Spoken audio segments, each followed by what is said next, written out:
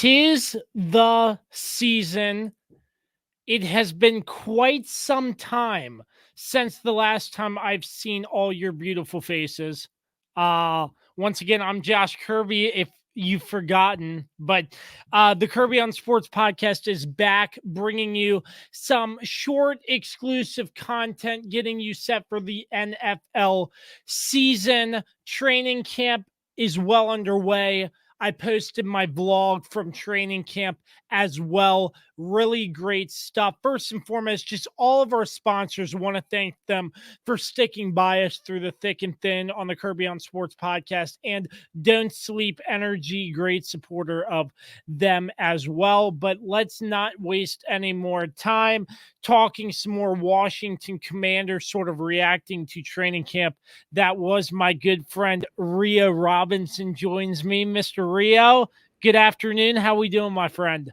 I'm great, man. The testosterone levels were very high in Ashburn today, man. It was getting really chippy out there. How you doing, brother?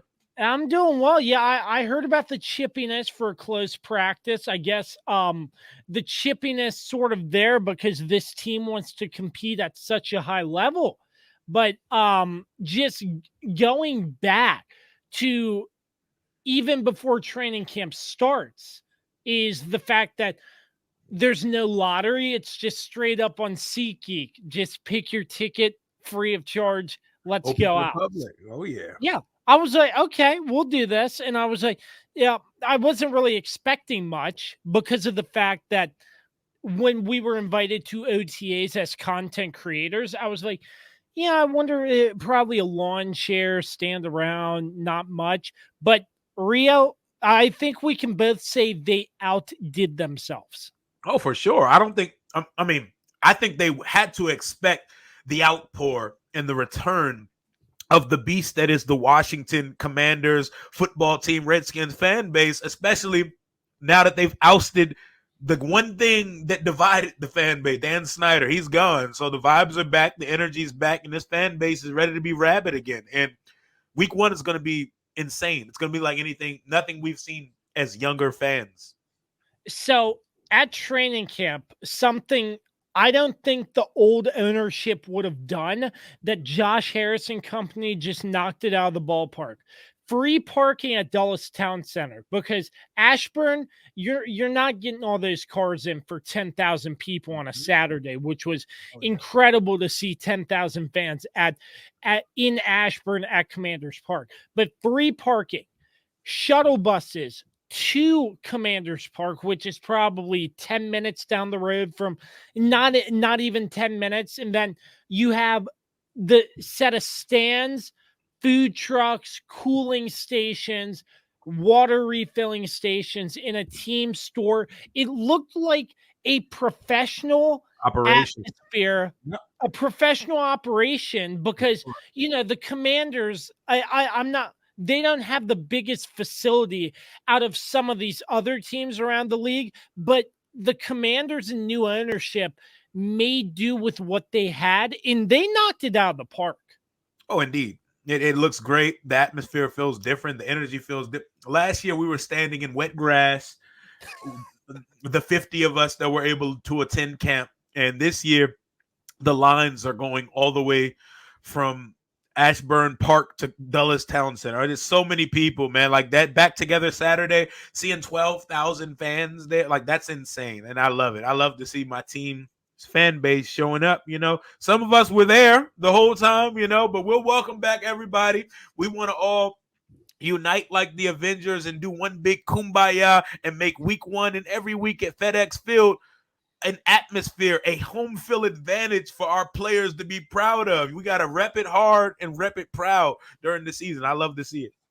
And I've talked to numerous reporters who were on site at in Ashburn about this as well. Yeah, I mean, on and off the record, just to talk to them. But the fact that Josh Harris and Jason Wright came out onto the track to get onto the field, essentially, and they stopped. They took time to chat momentarily with every single fan, autograph or a picture.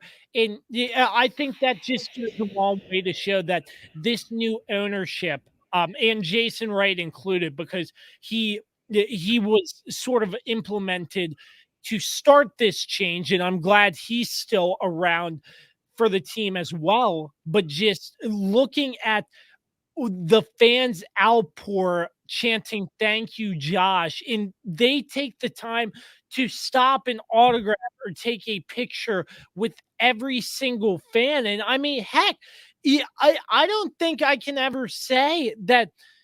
Yeah, I mean, back in the day, I'd be like, man, I don't think I'd ever get to meet the president. But I spoke with Jason Wright for maybe 3 minutes about, what a great job he's been doing, and just talking about the content creators back in the day. He was, a lot of stuff based around the content creators. I was like, you do a great job, and I was sincere about it. And he took the time and actually listened, which I really appreciated out of both Josh Harris, who I got a picture with, and Jason Wright. But I know, Rio, you've had some interactions with Jason as well. Just such a stand-up guy for this organization.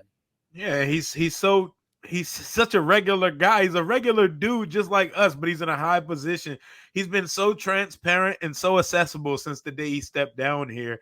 And I've had a lot of private conversations with Jason, and I had him on my show for a 40-minute interview right as the ownership transition was getting underway.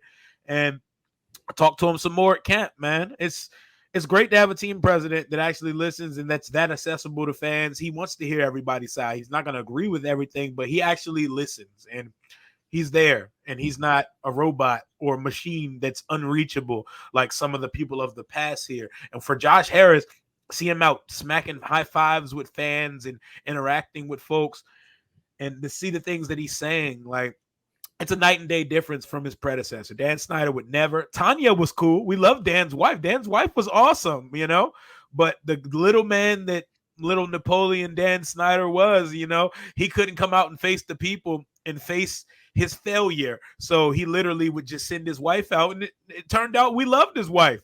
His wife was awesome. His wife was very, very easygoing, very accessible as well. But it's a night and day difference, and I'm glad we're moving forward. It's a new day in Washington.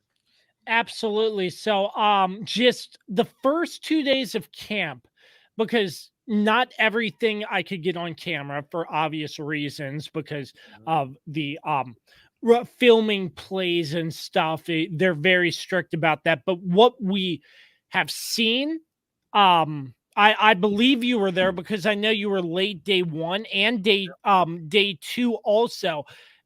Seeing Eric Bieniemy and his energy that he brings to the practice field. He is saying, get off the field, being stern, in command. That's just what this offense needs, in the Commanders' offense this year, especially with Sam Howell supposedly taking the reins for the Washington Commanders as starting quarterback. Yep, Eric Bieniemy is bringing accountability and an intensity and a focus on detail, because not only does he need these players to succeed, he needs to succeed. He's coaching for his NFL life right now. He went on 16 to 17 interviews for head coaching jobs and failed at all 16 of them. And this is his last opportunity to prove to the league that he is more than just Andy Reid's understudy. Like, he is his own offensive mastermind in his own right. And this offense is his baby. And just like a parent raising a child, you have your way of doing things. And you don't have but so long to establish your system to get these guys ready for week one. So he's not wasting any time. He doesn't have time for the nonsense, the BS.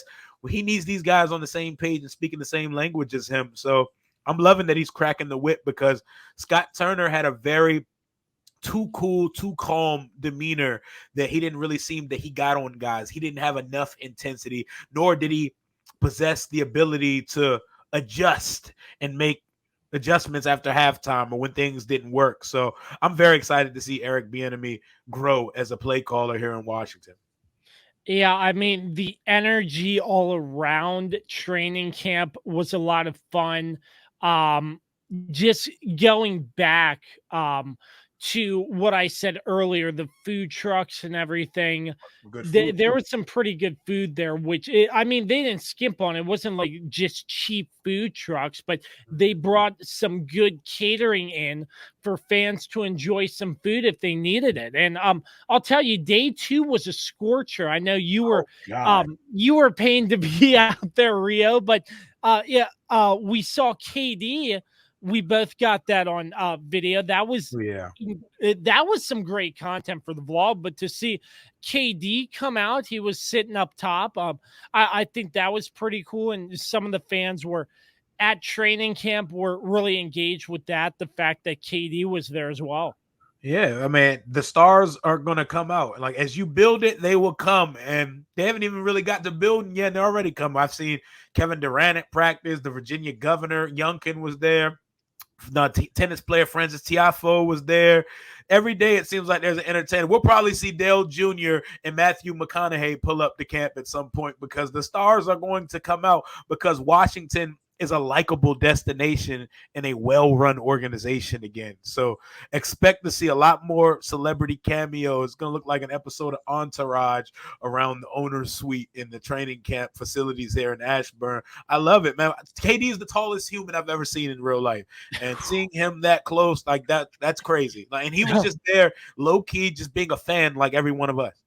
Wow. Yeah. KD was tall. I think he's about 7'1", if I'm correct. But anyway, it was just crazy to see him in person. But Rio, to wrap things up here, just what stood out to you from the first few days of camp that you think will really help the Commanders? Were there any players that stood out to you? Anything in general that really stood out to you like a sore thumb? Like, man, this could be a good thing for the Commanders. Number one, Chase Young looks like the guy we drafted again. And that's the first time I could say that in a very long time. I've been critical of Chase because I want him to be great and I don't give him excuses. And I think he holds himself to that same standard. To see him without the knee brace, moving so explosively and having his first step back, like he was beating Charles Leno like a drum religiously every other play in camp. And he looks explosive. Another thing defensively, the secondary with these young guys that they have implemented starting with Forbes and Quan Martin, the secondary looks to be like possibly the second biggest strength on the team. Like the defense has no excuses not to be top 3 in elite this year with all the draft capital, all the first round picks, and all the money they've put into stockpiling that unit over the years. And number 3, Sam Howell throws a very pretty and very catchable ball.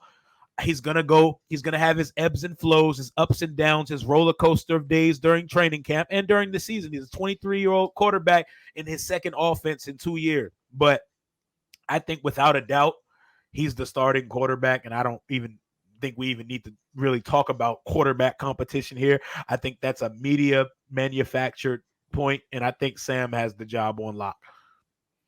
You say Sam has the job on lock, but just looking at the other quarterbacks, what do you think of Jacoby Brissett? I think Jacoby Brissett is exactly as advertised. He's the backup quarterback extraordinaire. And I think it's very beneficial to have a really good backup quarterback. But I think what fans do, a lot of fans attach themselves to backup quarterbacks like they did with the last guy that was here, and they expect more out of them than what their capabilities are. But a backup quarterback is like having a good spare tire. It's like putting a donut on the car. It'll get you from point A to point B in a tight pinch, but you're not trying to drive state to state with a backup quarterback with a spare tire. You know what I'm saying? There's but so long until that wears out. Like at most, you maybe break even with a backup quarterback. You're not going to take things to the next level, and you cannot start to build around a backup quarterback. So if the season went to hell and Jacoby had to start, he could probably get us to our typical 7-8 wins, but let's not get it twisted. The only player on this roster that's capable of being more and who actually has untapped potential is the guy that's starting right now, and that's number 14, Sam Howell. plenty of more training camp to come from Ashburn. I think you might be at a couple more. Rio, I think I will be at one or two more. It's just a great experience. I really enjoyed going out there, and as always, seeing Rio Robinson in the flesh. And as always, it's just such a great pleasure to get you on, talk ball. And as always, Rio does great work over on his YouTube channel Rambling About Washington. Rhea, just tell us a little bit about the channel and any big things our fans should be looking out for over on your end. Yep, the Rio Robinson YouTube channel. Show's called Rambling with Rio, Rambling About Washington, all of the above. I got some cool collaborations coming up. We got an NFC East show. I got my guys representing the Eagles, Cowboys, and Giants coming on next week for NFC East preview training camp version. And I got Josh Taylor coming on the channel for a preview of our first preseason game versus the Browns next week. More content to come. If I make it out to a practice, I'll vlog it up while I'm there. And I expect to be at the home preseason opener when the Ravens come to town on the 21st. So more content to come. Absolutely. Big thanks to our sponsors, as always, PM Plus Reserve, Shenandoah Primitives, Dr. Dave Leadership Corporation, Mark Francis with Icon Real Estate, Mark Lynch with Guild Mortgage, Barrett Pest and Termite Services, and Shenandoah Music, along with the official energy drink of the Kirby on Sports podcast, Don't Sleep Energy. Rio, pleasure chopping it up with you, buddy. Hopefully we can get you on again sometime during the regular season, but football is right around the corner. I can't wait, buddy. Oh, yeah, absolutely, man. If I'm available, I got you. Let me know anytime, man. Let's get it. Rio, thanks again, buddy. Yes, sir.